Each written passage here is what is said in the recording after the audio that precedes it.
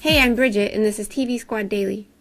Cabin fever is an unofficial name for a very real mental condition that can be triggered by extended periods of bad winter weather.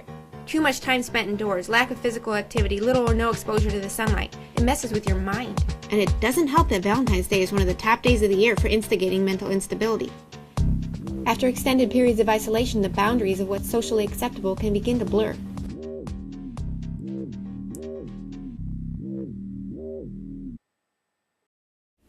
Let's talk about some news. The NBC reality show You're the One That I Want is a competition casting for the two leads in a new Broadway production of Grease. Don't worry if you haven't seen it, most people haven't. But on this show, viewers are supposed to be able to vote for their favorite contestants, like on American Idol. They promoted the show as viewers will choose the stars of the new production of Grease. Yet after this last vote, producers decided to keep the people that America would have voted out and instead send home the people with the second lowest number of votes. It's a twist, they say. Hey, I know we said the votes were going to choose the winners, but how about we just choose the winners instead and you watch us? It's a twist. Odd that producers are worried about maintaining their integrity enough to tell the viewers that they're not sending home the people with the actual lowest votes.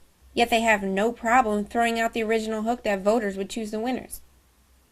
If you notice some scenes in an upcoming episode of Lost where the characters seem a little bit bored, don't read too much into it.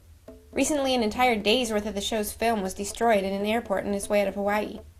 It amazes me that it's that easy for them to lose an entire day's worth of film. The film just got in with some passenger luggage and got x-rayed. And the cost of replacing one day's worth of lost footage? About $200,000.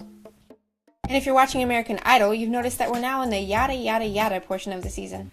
Really bad first auditions, yada yada yada, finalists.